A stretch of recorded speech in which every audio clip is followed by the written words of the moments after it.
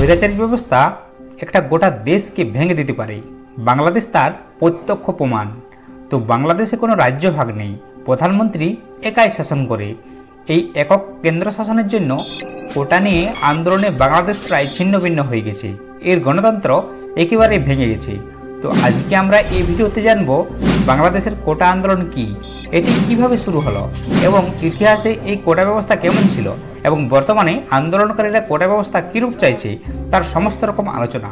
তো বন্ধুরা, এখানে আমি 2013 সালের কোটা আন্দোলন, 2018 সালের কোটা আন্দোলন ও 2024 সালের আন্দোলনের প্রবাহ সম্পর্কে বিস্তারিত আলোচনা করব। তো তোমরা 2024 সালের গুরুত্বপূর্ণ আলোচনাটি মিস করো না, এটির আলোচনা ভিডিওর শেষে থাকছে, ভিডিওটি তোমরা সম্পূর্ণ দেখো। সরকারি চাকরিতে কোটার পরিমাণ কমিয়ে মেধার ভিত্তিতে নিয়োগ দেওয়ার দাবিতে বাংলাদেশে কোটা সংস্কার আন্দোলন সংগঠিত হয়। 2024 সাল পর্যন্ত বাংলাদেশে মোট 3 বার কোটা সংস্কারের জন্য বড় ধরনের আন্দোলন সংগঠিত হয়। এখন অবধি এই আন্দোলনের পক্ষে সাধারণ বিশ্ববিদ্যালয় ও কলেজের শিক্ষার্থীরা এবং বিপক্ষে রয়েছে আওয়ামী লীগ, ছাত্রলীগ ও আওয়ামী লীগের সমমতাবলম্বী সংগঠনসমূহ। সর্বপ্রথম বড় ধরনের কোটা সংস্কার আন্দোলন হয় 2013 সালে। এরপর 2018 সালে আন্দোলনের পর আন্দোলনকারীদের পক্ষে পরিপত্র ঘোষণা করা হয়, কিন্তু হাইকোর্ট কর্তৃক এই পরিপত্রটি অবৈধ ঘোষণা করায় 2024 সালে পুনরায় আন্দোলন শুরু হয়। প্রত্যেকবার আন্দোলনের সময় বাংলাদেশ পুলিশ ও ছাত্রলীগ কর্তৃক শিক্ষার্থীদের উপর প্রাণঘাতী হামলা চালানো হয়। বাংলাদেশ স্বাধীন হওয়ার পর সর্বপ্রথম 1972 সালে সরকারি চাকরির ক্ষেত্রে কোটা ব্যবস্থার প্রবর্তন করা হয়।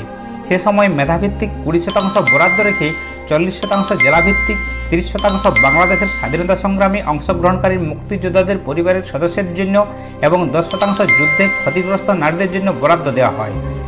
বর্তমানে একই কোটা ব্যবস্থা বহাল থাকায় সাধারণ শিক্ষার্থীদের একটি বড় অংশের মধ্যে অসন্তোষ সৃষ্টি হয়, কারণ তারা যে কোনো পরীক্ষায় কোটার অধীনে থাকা প্রার্থীদের চেয়ে বেশি নম্বর পেয়েও বঞ্চিত হচ্ছেন।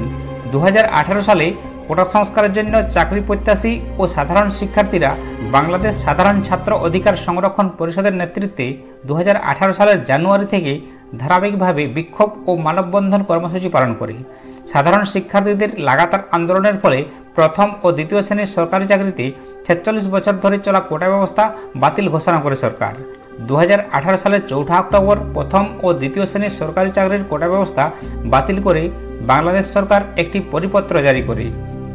2024-এর কোটা সংস্কার আন্দোলন হল বাংলাদেশের সব ধরনের সরকারি চাকরিতে প্রচলিত কোটা ভিত্তিক নিয়োগ ব্যবস্থার সংস্কারের দাবিতে সংগঠিত একটি আন্দোলন। 2024 সালের 5 জুন বাংলাদেশ সুপ্রিম কোর্টের হাইকোর্ট বিভাগ কর্তৃক 2018 সালের 4 অক্টোবর বাংলাদেশ সরকারের জারি করা পরিপত্রকে অবৈধ ঘোষণার পর কোটা পদ্ধতির সংস্কার আন্দোলন আবার নতুনভাবে ওই পরিপত্রের মাধ্যমে সরকারি চাকরিতে নবম গ্রেড এবং 10ম থেকে 13তম গ্রেডের পদের নিয়োগের ক্ষেত্রে বিদ্যমান সকল কোটা বাতিল করা হয়েছিল। শুরুতে আন্দোলন সভা সমাবেশের মধ্যে স্থির থাকলেও 14 জুলাই প্রধানমন্ত্রী শেখ হাসিনা এক বক্তব্যে কোটা আন্দোলনকারীদের পরোক্ষভাবে রাজাকারের নাতিপুতি হিসেবে অভিহিত করেন। প্রধানমন্ত্রীর মন্তব্যের প্রতিক্রিয়া হিসেবে আন্দোলনকারী শিক্ষার্থীরা ব্যঙ্গ করে বলে, তুমি কে আমি কে, রাজাকার রাজাকার, কে বলেছে স্বৈরাচার স্বৈরাচার এবং চাইতে গেলাম অধিকার হয়ে গেলাম রাজাকার স্লোগান দেয়। এর পরের দিন 15 জুলাই আওয়ামী লীগ ও সরকারের বিভিন্ন কর্মকর্তা মন্ত্রী আন্দোলনকারী শিক্ষার্থীদের বিরুদ্ধে মুক্তিযুদ্ধের চেতনা নষ্ট করার অভিযোগ আনেন। একই দিন দেশের বিভিন্ন স্থানে ক্ষমতাসীন দল আওয়ামী লীগের ছাত্র সংগঠন ছাত্রলীগের নেতৃত্বে শিক্ষার্থী ও আন্দোলনকারীদের উপর রড, লাঠি, হকি স্টিক, রামদা, আগ্নেয়াস্ত্র নিয়ে হামলা করা হয়। একই সাথে পুলিশ ও লাঠি, রাবার বুলেট দিয়ে হামলা করে। প্রতিবাদে আন্দোলনকারীও তাদের দিকে ইটের টুকরো ছুড়ে ও উভয় পক্ষের মধ্যে সংঘর্ষ ভাঙে। এই সব হামলায় 16 জুলাই থেকে আন্দোলন তীব্র থেকে তীব্রতর হয়।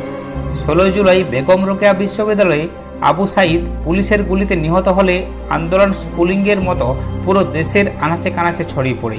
19 জুলাই পর্যন্ত ছাত্রলীগ ও আওয়ামী লীগের অন্যান্য সংগঠন, বিজিবি, র্যাব পুলিশ দিয়ে ও ইন্টারনেট বন্ধ করেও আন্দোলন থামাতে কার্যত ব্যর্থ হলে সরকার দেশ জুড়ে কারফিউ জারি করে এবং মাঠে সেনাবাহিনী নামায়। এইসব ঘটনায় কয়েক হাজার শিক্ষার্থী ও আন্দোলনকারী আহত হওয়ার পাশাপাশি 673 জনের অধিক নিহত হন এবং পুলিশ 500 মামলা করে 11,000-এর অধিক মানুষকে গ্রেপ্তার করে। 21শে জুলাই 2024 সালে বাংলাদেশ সুপ্রিম কোর্টের আপিল বিভাগ হাইকোর্টের দেওয়া রায় বাতিল করে ও 7% কোটা রেখে সরকারি চাকরিতে মেধার ভিত্তিতে 93% দেওয়ার নির্দেশ প্রদান করে। 23শে জুলাই সুপ্রিম কোর্টের রায় অনুযায়ী সরকার প্রজ্ঞাপন জারি করে কোটা সংস্কার আন্দোলন অসহযোগ আন্দোলনে পরিণত হয়। কোটা সংস্কার আন্দোলন অসহযোগ আন্দোলনে পরিণত হলে 5 আগস্ট প্রধানমন্ত্রী শেখ হাসিনা পদত্যাগ করে ও ভারতে পলায়ন করে।